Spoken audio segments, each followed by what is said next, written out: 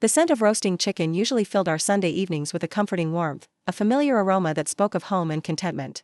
Mark and I had perfected our routine over the past 2 years: quiet dinners, shared laughter over a movie, the easy rhythm of a couple deeply settled. He was charming, attentive, and outwardly, everything I thought I wanted. Our life together felt polished, enviable, a testament to overcoming my own messy, unconventional past. I believed I had found my safe harbor with him, yet, a subtle chill sometimes permeated that warmth, a fleeting discord in our otherwise harmonious life. Mark had a way of making veiled comments, usually about others, about people whose lives didn't fit his neat, conservative ideals. He'd talk about how important a clean slate is, or scoff at people who drag their baggage into new relationships. I always felt a prickle of unease, a low thrum of anxiety. He didn't know the full scope of my past, not really. Only snippets. And I, desperately wanting to preserve our perfect bubble, had been careful not to offer more. My past, unconventional as it was mine, and I'd long since made peace with it. With my trusted friends, like Sarah, I was an open book. With Mark, I was a carefully curated narrative. It's insidious, isn't it, how judgment can subtly poison even the most loving interactions? You try to ignore it, to rationalize it away, convincing yourself that their critical gaze is reserved only for others. But deep down, a quiet fear takes root, the terrifying possibility that their moral compass, so quick to condemn, might one day turn its unforgiving needle directly towards you, exposing the very parts of yourself you've worked so hard to conceal. That particular Sunday, the air was thick with the rich scent of spices and an unsettling tension. We were at a dinner party at Mark's friend, David's, house. The conversation, fueled by wine and casual banter, drifted to relationships and past experiences. Someone recounted a wild college fling, and another spoke of a complicated ex. Mark, typically reserved about such matters, leaned back in his chair, a smug, knowing smile playing on his lips. Honestly, he chuckled, his voice carrying just a little too loudly across the table, I just can't understand people who carry so much drama from their past relationships. It's like they enjoy the mess. Me? I believe in clean breaks. No baggage, no exes lurking in the shadows. Just a fresh start with someone who understands what real stability looks like. He glanced at me then, a subtle, possessive squeeze of my knee under the table, as if to underscore his point, to signal that I was the one who understood real stability. A cold knot tightened in my stomach. His words, seemingly innocuous to the others, felt like a direct, subtle jab. He knew enough of my past to know it wasn't clean. I'd had more than my share of drama, of baggage, of unconventional choices. Before him, I forced a polite smile, but the warmth in my eyes vanished. Sarah, sitting opposite me, caught my gaze, a flicker of concern in hers. She knew the full story. She knew the weight of his casual cruelty, the true sting of a casual dismissal. Often comes when it's delivered by someone you love, someone who has implicitly promised acceptance. You realize that their carefully constructed image of you, the perfect partner, is conditional, fragile, dependent on the suppression of your true history. And in that moment, the love you feel becomes entangled with a sharp, profound disappointment. A bitter taste of unspoken judgment. The conversation shifted, but the unsettling feeling lingered. I found myself hyper-aware of Mark's presence beside me, his arm brushing mine, a physical touch that now felt alien, tainted by his words. Later, as the party dwindled and people became more relaxed, the topic circled back. Mark, perhaps emboldened by the wine, or simply unable to resist the opportunity, began to recount a humorous anecdote about a mutual acquaintance who was supposedly still hung up on a string of disastrous exes. His tone was light, but his eyes were sharp, judgmental. Then, his gaze found mine, a playful glint in them that quickly turned cold. He smiled, a slow, knowing smirk that sent a chill down my spine. You know, Chloe, he said, his voice dropping slightly, just enough to make it feel intimate and conspiratorial, yet loud enough for those nearby to catch. You're lucky you found me. I don't know many guys who would look past some of certain pasts. Most men want a woman with a clean slate, someone who hasn't been through, well, too much. He chuckled, a low, dismissive sound that seemed to mock every complex experience I'd ever had. The air around me felt thin, suffocating. There are moments when a casual slight transforms into an unbearable assault, when a veiled critique becomes a direct, humiliating blow. You feel your dignity erode, your carefully built walls crumble under the weight of their judgment. And in that moment, something deep inside you, a primal instinct for self-preservation, awakens, roaring to life against the perceived injustice. The anger isn't just about their words, it's about the fundamental disrespect for who you are. My body stiffened. The blood drained from my face, then rushed back, hot and burning. My past wasn't something to be looked past. It was a part of me, shaped by choices, by experiences, by lessons learned. It was complex, yes, but it was mine. And for Mark, the man who claimed to love me, to dismiss it so casually, to belittle it with a condescending chuckle, was an unbearable insult. The laughter from others in the room, if there was any, seemed to amplify the sting. The comfortable clinking of glasses, the murmur of conversation, faded into a distant, mocking hum. I looked at him, his face still twisted into that smug, self-satisfied smirk, waiting for me to laugh along, to shrink, to be grateful. But in that instant, something snapped. The years of suppressing my true self, of internalizing his subtle judgments, of trying to fit into his narrow definition of perfect, it all broke. The fear I had of losing him, of him discovering the real me, vanished, replaced by a cold, searing clarity. If this was his love, I didn't want it. If this was his acceptance, it was a mockery. The words formed in my mind, precise and chillingly calm, born from a place of profound hurt and a sudden, fierce defiance. He made fun of my past. He called it too much. He implied he was doing me a favor. Well, it was time for him to understand exactly where he stood. The low, dismissive chuckle that left Mark's lips hung in the air, mocking my past, belittling my experiences. His smug, self-satisfied smirk remained fixed on his face, waiting for me to laugh along, to shrink, to be grateful for his acceptance. But in that instant, something fundamental shifted within me. The fear of losing him, of him discovering the real me, evaporated, replaced by a cold, searing clarity. If this was his love, I didn't want it. If this was his acceptance, it was a hollow mockery. There's a breaking point, isn't there, where the pain of internalizing someone else's judgment becomes unbearable? It's a precise moment when the self-preservation instinct kicks in, overriding fear and complacency. You realize that your dignity is not negotiable, and the emotional cost of staying silent, of allowing yourself to be diminished, far outweighs the terror of speaking your truth. And in that clarity, a quiet defiance is born. The words formed in my mind, precise and chillingly calm, born from a place of profound hurt and a sudden, fierce defiance. He made fun of my past. He called it too much. He implied he was doing me a favor. Well, it was time for him to understand exactly where he stood.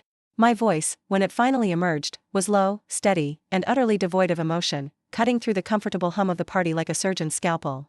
You know, Mark, I began, my gaze locked on his, unwavering. His smug smile faltered. A flicker of surprise in his eyes as he registered the unexpected calm in my tone. You made fun of my past. You called it too much. You think you looked past it to be with me. I paused, letting the words hang in the air, pulling his attention fully onto me. The subtle shift in the room's atmosphere was palpable, conversations nearby quietening, sensing the tension. The truth is, I continued, each word delivered with a chilling composure that even surprised me. When I look back at all the men I've dated, all the experiences I've had, all the relationships that taught me lessons, the good, the bad, the absolutely messy, you're not even top 10.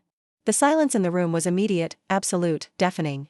It wasn't just a silence, it was a vacuum, sucking all the air out of the space. Mark's face, just moments ago twisted into a smug smirk, went utterly, spectacularly blank. His jaw went slack, his eyes wide with a stunned disbelief that quickly morphed into raw, unadulterated fury. The blood drained from his face, leaving it ashen, then rushed back, hot and mottled. The insult, delivered with such quiet precision, had struck him straight in his most vulnerable spot. His inflated ego. The power of a perfectly aimed retort is not in its volume, but in its precision. It bypasses anger, bypasses tears, and strikes directly at the core of their insecurity, their pride, or their carefully constructed self-image. It's a silent detonation that creates more shock than any scream, forcing them to confront not just your words, but the stark, unflattering truth about themselves. And the quiet satisfaction of that moment is immense, a potent validation of your own silenced dignity. His eyes narrowed to furious slits, his nostrils flaring. What did you just say? He hissed, his voice barely a whisper, thick with disbelief and rage. The air around him bristled with a raw, almost primitive anger. He glanced around the room, as if checking if others had heard, if his humiliation was public. They had. A few hushed whispers, a couple of shocked glances towards our corner, confirmed it. His carefully cultivated image, the mask of the superior, discerning man, was cracking, exposing the raw insecurity beneath. You heard me, I replied. My voice still eerily calm, my gaze unwavering. I felt no fear, only a strange, cold sense of liberation. The words, once confined to my most private thoughts, were now unleashed, free. You made fun of my past. You judged my history. You implied I was lucky to have you. I simply gave you an honest assessment of where you rank in my actual experience. And believe me, it's a generous assessment. A bitter, mirthless smile touched my lips. Mark pushed himself violently away from the table, his chair scraping loudly across the polished floor, the sudden, harsh sound echoing in the stunned silence. His face was a mask of pure, wounded fury, his eyes blazing with a mixture of rage and profound humiliation. He looked as if he wanted to strike me, to physically erase the words I'd spoken. But he didn't. He simply stood there, trembling, his chest heaving with silent fury. The sheer force of unexpected defiance can disarm even the most arrogant individual. When someone expects you to shrink, to cry, to crumble, and instead you meet their cruelty with calm, cutting truth, it shatters their sense of control. Their rage, unable to find its expected outlet, turns inward, becoming a corrosive poison that consumes their own ego. And in that moment, their silent fury becomes your quiet victory. The atmosphere in the room was thick with unspoken tension. A tangible force that made the other guests shift uncomfortably, avoiding eye contact. No one dared to speak, to break the suffocating silence. Mark stood for a long moment, glaring at me, his gaze filled with a profound hatred I'd never seen directed at me before. The comfortable facade of our relationship, the 2 years of shared laughter and assumed love, shattered into a million irreparable pieces around us. Finally, he spun on his heel, his movements jerky, uncoordinated. He stormed out of the dining room, his heavy footsteps thudding angrily across the hardwood floors, then fading into the night. No parting words, no desperate plea, no attempt to salvage anything. Just a raw, furious exit, leaving behind a profound, deafening silence. The party was over. Our relationship was over. And my words, precise and devastating, were the final, irrevocable period on 2 years of carefully curated pretense. The anger I had kept buried for so long finally had its release. And with it, a terrifying new freedom. The chilling silence in the dining room stretched, thick and suffocating, after Mark's furious exit. My precise, cutting words, "You're not even top 10, hung in the air, a final, irrevocable period on 2 years of carefully curated pretense. The anger that had been simmering beneath my calm exterior finally found its release, leaving behind a strange, hollow echo. The party effectively ended with his departure, guests exchanging awkward glances, their polite smiles dissolving into uneasy silence. There's a unique emptiness that follows an explosive confrontation, isn't there? It's not just the absence of the other person, but the sudden void where tension once resided. You expect a lingering storm, but instead, you find a deafening calm. And in that unexpected quiet, the adrenaline begins to recede, leaving behind the raw, exposed nerves of profound emotional fallout. I stayed for a few more minutes, exchanging strained goodbyes with our hosts, who seemed desperate to usher everyone out. Sarah, my loyal friend, immediately pulled me aside, her eyes wide with a mix of shock and concern. "Chloe, what on earth just happened? Are you okay?" she whispered, her hand gripping my arm. I simply nodded, numb, forcing a tight, brittle smile. "I'll tell you everything later. I just need to get out of here." The drive home was a blur of streetlights and silent tears. The defiance that had fueled my retort slowly dissipated, replaced by a complex cocktail of emotions, the profound ache of a broken relationship, a lingering regret for the words spoken, even if deserved, and the terrifying reality of starting over. The initial rush of satisfaction from seeing Mark's smug facade shatter had faded, leaving behind the heavy weight of inevitable loss. When I walked into our apartment, the silence was deafening, suffocating. Mark was gone. The space where his shoes usually sat by the door was empty. His favorite mug was missing from the coffee rack. The subtle, yet profound, absence of his belongings screamed louder than any argument. He hadn't even bothered to leave a note.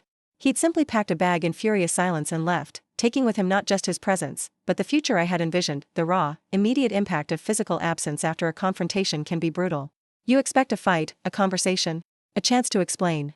But when they simply vanish, it leaves a gaping void, forcing you to confront the finality of their decision without any further words.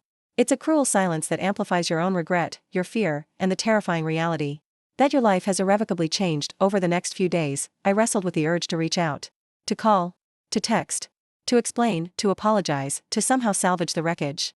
But a stronger, colder part of me held back. He had belittled my past, mocked my experiences, and delivered a deeply personal insult. His silence, his immediate departure, was his ultimate judgment.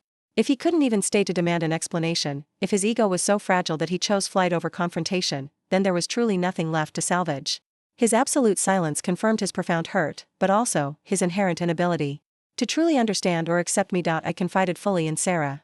She listened without judgment, her presence a comforting anchor in my stormy emotional sea. She validated my feelings, acknowledging the deep cut of Mark's words, while also gently reminding me of the irreversible nature of my own retort. "It was cutting, Chloe," she admitted, "but he pushed you. He crossed a line. And sometimes, when someone strips you of your dignity, you have to fight back with the only weapon you have left, truth." Her words helped me process the emotional fallout. I grieved the relationship, the comfortable routine, the future I'd envisioned. But I also began to reflect on the deeper truths.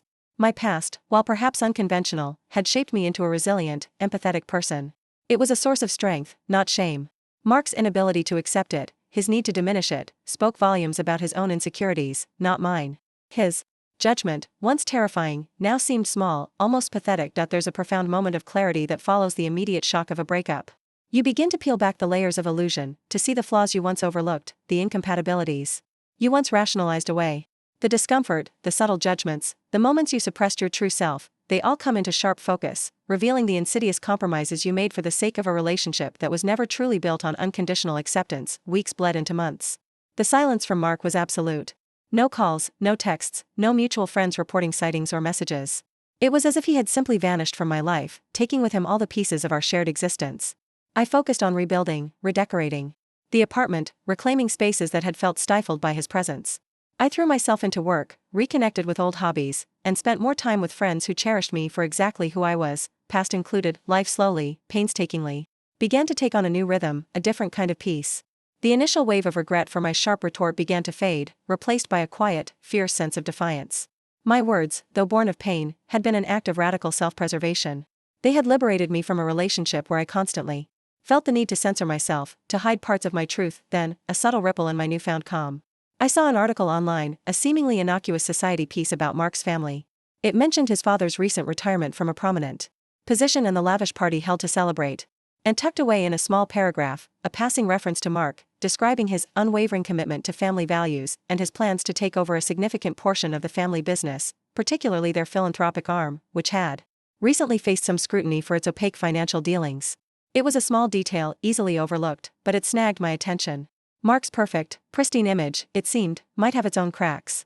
The innocent-looking online article, detailing Mark's father's retirement and his plans to inherit the family's philanthropic arm, left a subtle, unsettling chill. Tucked away in a small paragraph, the mention of opaque financial dealings in their charitable ventures snagged my attention. Mark's carefully cultivated image of a man with a pristine past and unwavering integrity, a man who judged others for their baggage, began to crack. There's a quiet satisfaction, isn't there, in watching the carefully constructed facade of a judgmental person begin to subtly crumble? It's not about vengeance, but a vindication of your own truth. You realize that their moral high ground was built on a foundation of hypocrisy, and the very flaws they so readily condemned in others might be lurking, hidden, within their own shadowed past. I couldn't shake the unease.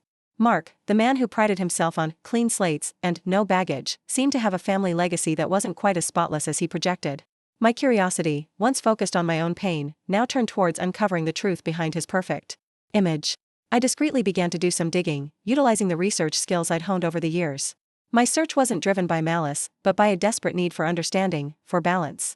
If he could judge me so harshly, what was he hiding? What I uncovered sent a cold shock through me. Not a hidden affair, or a secret child, but a series of highly questionable financial transactions involving the family's philanthropic foundation. They weren't illegal, not explicitly, but they were certainly unethical, designed to funnel money through shell corporations, minimizing taxes and benefiting obscure overseas entities. This wasn't charity, it was a complex web of financial manipulation, meticulously hidden from public scrutiny. And Mark, as the heir apparent, was clearly involved, or at least complicit, in maintaining this facade. His unwavering commitment to family values suddenly rang hollow. The realization that the person who so readily casts stones lives in a glass house is profoundly unsettling. You witness their carefully crafted morality shatter, revealing the hypocrisy beneath. And in that moment, your own perceived imperfections become sources of quiet strength, starkly contrasting with the elaborate deceit they've sustained. There, judgment loses its power, replaced by the profound understanding that their cruelty often stems from their own hidden vulnerabilities. The vindication was palpable. Mark, who had condemned my unconventional past, was part of a family that played fast and loose with ethics, hiding behind the veil of charity. His clean slate was nothing more than a carefully managed public image. The disgust I felt for his hypocrisy burned away the last vestiges of regret for my cutting retort. My words, "You're not even top 10, now felt almost prophetic, a raw, intuitive judgment of his true character. My own healing journey, once focused on overcoming the pain of his dismissal, now shifted. I embraced my past, not as baggage, but as a testament to my resilience, my honesty, my refusal to conform. My unconventional experiences had taught me empathy and strength, qualities Mark clearly lacked beneath his polished exterior. I found empowerment in my authenticity, in the knowledge that I had faced my flaws, while he continued to hide behind a fabricated facade. The news of Mark's sudden departure from the party, and my infamous retort, had, predictably, rippled through our shared social circle. Some friends were shocked, some supportive of me, others subtly sided with Mark, praising his dignified silence. But as the whispers about his family's financial dealings began to circulate, subtly at first, then more overtly, his carefully cultivated image began to crack even further. The narrative shifted. His judgmental nature, once overlooked, was now seen in a harsher light. Weeks turned into a few months. I was thriving, building my life, focusing on my career and my genuine friendships. My phone, once filled with the phantom anticipation of Mark's calls, was now peacefully silent on that front. I had truly moved on. And then, a surprising encounter. I was at a charity gala, ironically, one of the few high-profile events I still attended that Mark's family sponsored. I saw him across the crowded room, looking impeccable in a tailored suit, but his eyes held a subtle flicker of unease. He was talking to a prominent donor, forcing a smile. He saw me, and his smile faltered. He clearly hadn't expected me to be there, or to look so utterly serene. Later, as I was making my way towards the exit, he intercepted me, his presence suddenly looming. "Chloe," he began, his voice low, a forced casualness masking a desperate undercurrent. I heard you've been doing well. That's good." He tried to project his usual air of condescending superiority, but it felt hollow. He looked subtly worn, perhaps from the mounting pressure on his family's foundation. The confrontation with a past abuser, when you've truly healed, is a powerful moment of reclamation. Their attempts to reassert control, to diminish you, feel pathetic, ineffective. You see them not as they once appeared, but as they truly are, flawed, insecure, and ultimately, powerless over your peace. It's a quiet victory, a silent testament to the strength you've forged in their absence. "Thank you, Mark," I replied, my voice calm, polite, entirely devoid of emotion. "You too. I'm glad to see you're still busy." My words were a subtle jab, acknowledging his busyness in maintaining his family's less than transparent empire. He flinched, a flicker of irritation in his eyes. He realized I knew that. He took a step closer, his voice dropping, a forced intimacy. "Look, Chloe. What happened that night, it was heated. Emotions were running high. I think we both said things we regret. Maybe we should talk privately." His tone was not remorseful, it was self-serving, revealing his deep-seated ego and subtly attempting to regain control, to salvage his bruised pride, perhaps even to gauge how much I knew about his family's dealings. "Look, Chloe. What happened that night, it was heated. Emotions were running high. I think we both said things we regret. Maybe we should talk privately." Mark's voice, low and laced with a forced intimacy, revealed his deep-seated ego, subtly attempting to regain control and salvage his bruised pride. His eyes, though trying to appear sincere, held a calculating glint, assessing how much I knew about his family's opaque dealings. There's a chilling moment when you see someone's true character, stripped bare of all pretense. Their attempts at reconciliation aren't about genuine remorse, but about self-preservation, about reasserting control.